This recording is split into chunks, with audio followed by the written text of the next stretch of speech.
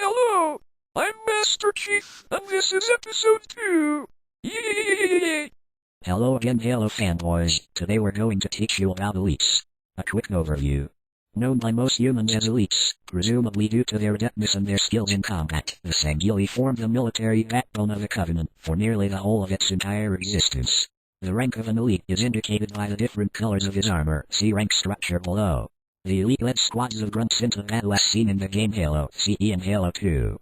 The elites are, however, no longer part of the Covenant. After having been convinced by the current arbiter that the Prophet's great journey is a lie, the elites allied themselves with the UNSC in order to bring justice to the Prophets and to avenge the Sangheili who fell during the Covenant Civil War and to destroy the Flood without activating the Halo. They became known as the Covenant Separatists. They should not be confused with the Heretics, who similarly left the Covenant. After doing so, they allied themselves with the UNSC forces in a war of vengeance upon the Prophets and Brutes and their loyalist allies. They were aided by a few of the member races within the Covenant, such as many grunts and most hunters. When the war ended, the elites and UNSC emerged victorious. Okay, you still here? Most Sangheili are approximately 8'6" tall, look like a lizard or a theropod, except for their jaws. Their jaws are 4 separate mandibles attached to their face.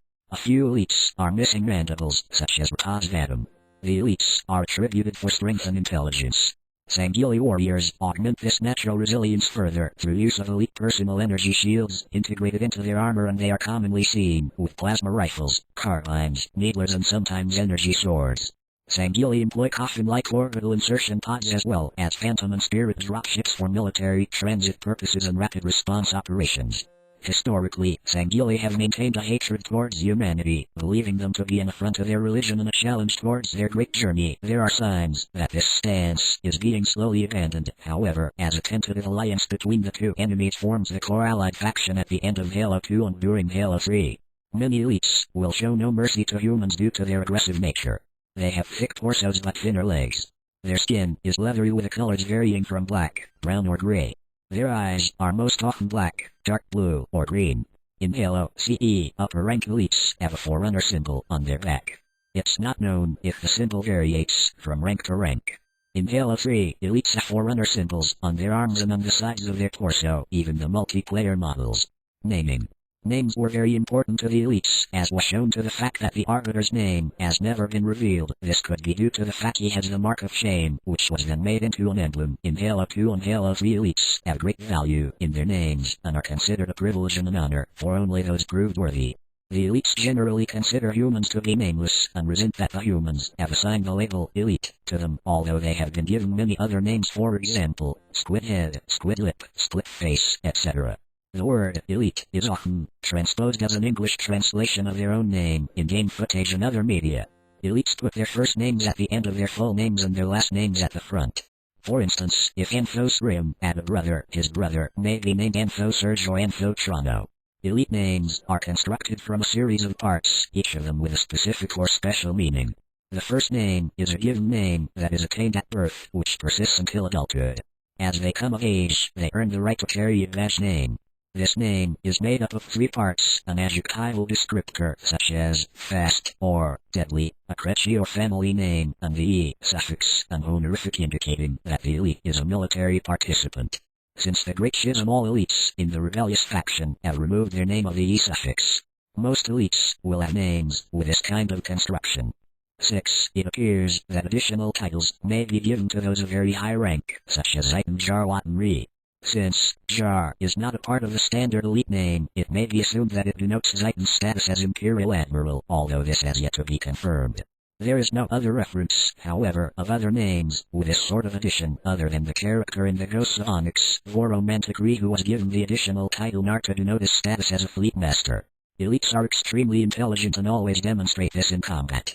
Elites are normally on the move when fighting, constantly running and ducking, strafing and dodging when firing at the enemy. When presented with an obstacle, such as a warthog driving at them, they will leap out of the way, and if a vehicle stops, they will attempt to board it or disable it.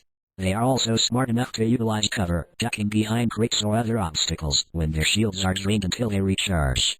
It should be noted that not all elites make use of cover because of their superior strength. These are the elites whose ranks are either zealots or counselors. These elites charge their enemies with reckless aggression, regardless of any damage they sustain. Only very seldom do they admit temporary defeat. They are quite capable of luring their enemies into traps by falling back into cover. As the enemy approaches, the elite will spring from its position and land a massive melee hit on the unsuspecting opponent, and is especially even more dangerous if the hiding elite is carrying an energy sword due to the weapon's high melee power. Elites are incredible tacticians, renowned for their ferocity and decisive thinking. This is shown to be very true in space during ship-to-ship combat. Even when being horribly outnumbered, they can win the fight with only few losses. This shows them to have a greater degree of intelligence than brutes. An example of this is the Battle of Installation Zero, when Truth's fleet outnumbered the elites 3-1, yet the elites prevailed with at least the assault carrier Shadow of Intent surviving. Although elites are naturally very intelligent, their culture's long dependence on a military-industrial schema has led to an emphasis on might over science. In some regards, the advent of the Covenant made this position easier, allowing the elites to concentrate even more singularly on military endeavors, while prophets took care of science and technology. 343 Guilty Spark in the Distyrum. Although elites are most commonly seen with energy swords, Covenant carbines and plasma rifles, because of their strength and versatility on the battlefield, elites can utilize any weapon in the field of battle, human or Covenant, though most elites would rather die than use a human or Gerelhine-oriented weapon. Lieutenant Junior Grade Fred 104 theorizes that the elites follow an edict of the prophets that states that they should not use human weapons, based on his own sightings of elites happily dying rather than pick up a fully loaded MA-5B assault rifle at their feet. The brutes, however, do not behave in a similar manner, even attempting to steal HEMRIS nuclear warheads during the Second Battle of Earth.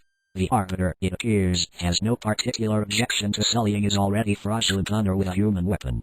Most other elites will use a human or a brute weapon if it is given to them by the Arbiter, although usually with a derogatory remark, such as, "Ah, even as trophies, these weapons are worthless," or even, "worthless piece of crap." However, in the hands of an elite, any human weapon, even an M6C pistol, can be deadly. Elites can hold a rocket launcher with one hand due to their prodigious strength, unlike normal Marines or even Spartans. They will also use human vehicles such as a mongoose or a warthog. Their marksmanship is easily comparable to a skilled Marine, and thanks to their armor and increased musculature they can survive attacks that would kill a normal Marine, even with their personal shields down. In Halo 2 it is known that on the level Metropolis, if left alone, the elites will kill Sergeant Johnson in the Warthog Gauss and take control of the Gauss cannon and start firing at you. Wait, what did you mean by Arbiter? Is that a rank? In times of extraordinary, suicidal danger, the High Council bestows the rank of the Arbiter on a single elite. The most notable Arbiters are the ones of the Grunt Rebellion, the Taming of the Hunters, and most notable of all, the Arbiter who stopped the Covenant Heretics on the gas mine and the fog in the Great Schism. Did that answer your question? Well, actually it didn't, but I don't care, because it's the end of the show. Bye, fans! Whoa. You're a new Master Chief. Bye, fans. Next up, Brutes.